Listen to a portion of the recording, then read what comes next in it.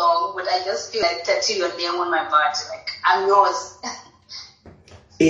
For example, andinoziva kuti ndane beche kuti but ngatimbotaura ise vasikana vane mapeche andinoziva kuti nekufamba kwenguva beche rako rinenge razojairika murume anenge akuda kuzombotsvagawo rimwe beche kunze uko ko akazowana umwe love of his life.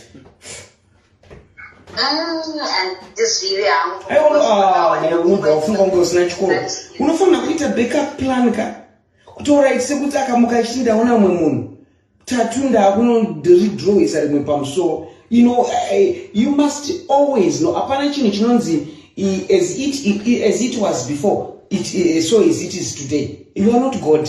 Your boyfriend is not God.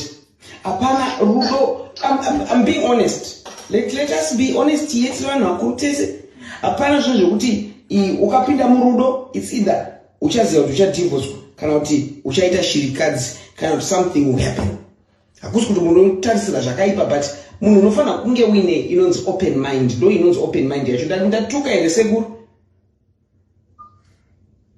No, exactly. No. Sekuru. But chero iripo, remember inini I was born a man ka sekuru. Ndinofunga semurume. Brains andinadzo ndedzechirume asi dzechikadzi.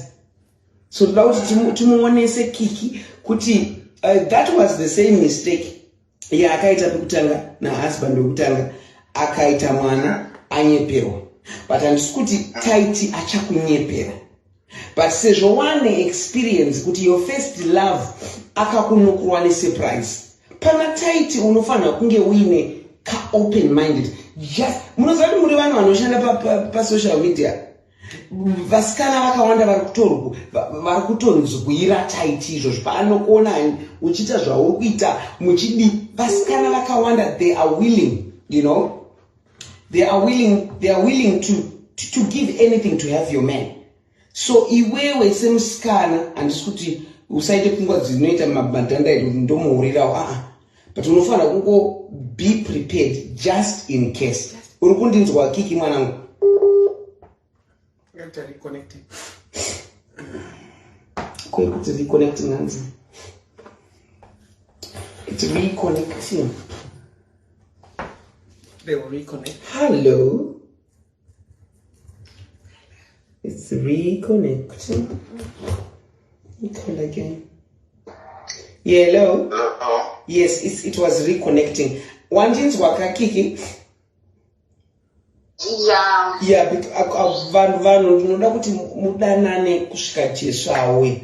But sometimes pane zvinongozoitikawo.